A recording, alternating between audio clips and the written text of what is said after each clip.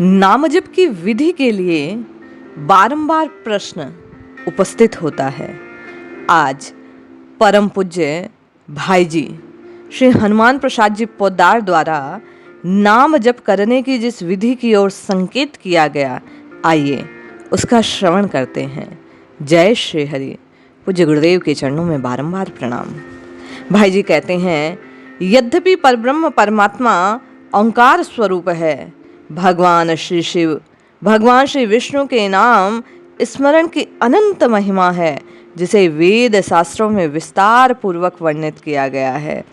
तथापि कोई ये कहा करते हैं कि भाई हम नित्य ईश्वर का स्मरण करते हैं, फिर भी हमें कुछ पल भी फल मिलता नहीं, इसका क्या कारण?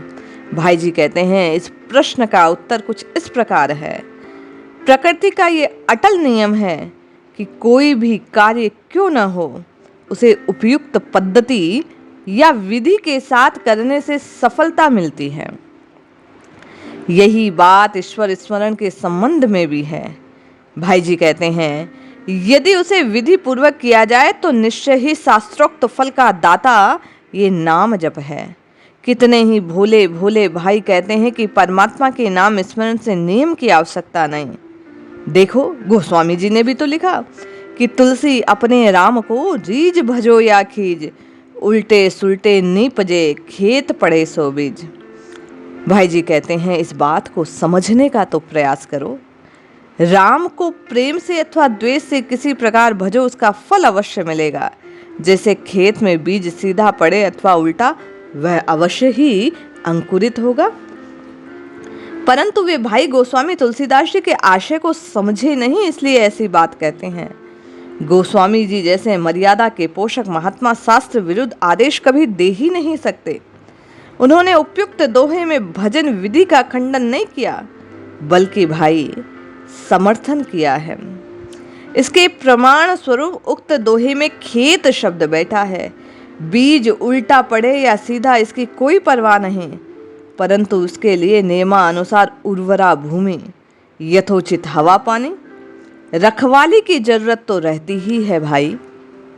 इसीलिए गोस्वामी जी तो रीज और खीज शब्द तो कहते हैं विकल्प मात्र, पर दोहे का तात्पर्य तो यही है कि शुद्ध अंतःकरण रूपी खेत में ही ईश्वर नाम रूपी बीज उगता है, न कि अशुद्ध मन रूपी ऊसर भूमि में। यदि भूमि बंजर हो तो फिर अंकुरण नहीं होता, फसल नहीं हो सकती। पूज्य भाई जी कहते हैं, इसी प्रकार जब अंतःकरण शुद्ध ना हो तो नाम रूपी खेती हो नहीं सकती।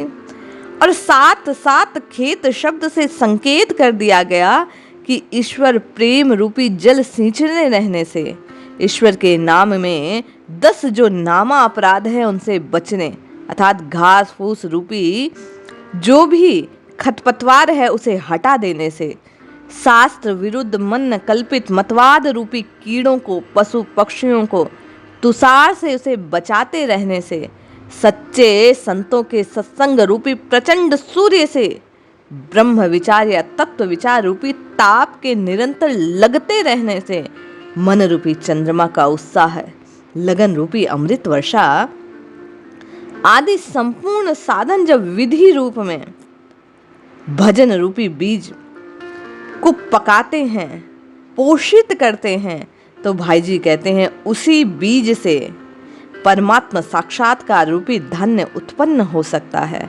इसलिए भाई भगवान के नाम के जप में विधि की बात को भाई जी कहते हैं मानना आवश्यक है, सत्संग आवश्यक है, नाम के प्रति प्रेम आवश्यक है, अंतःकरण की शुद्धि आवश्यक है, सेवा करना आवश्यक है।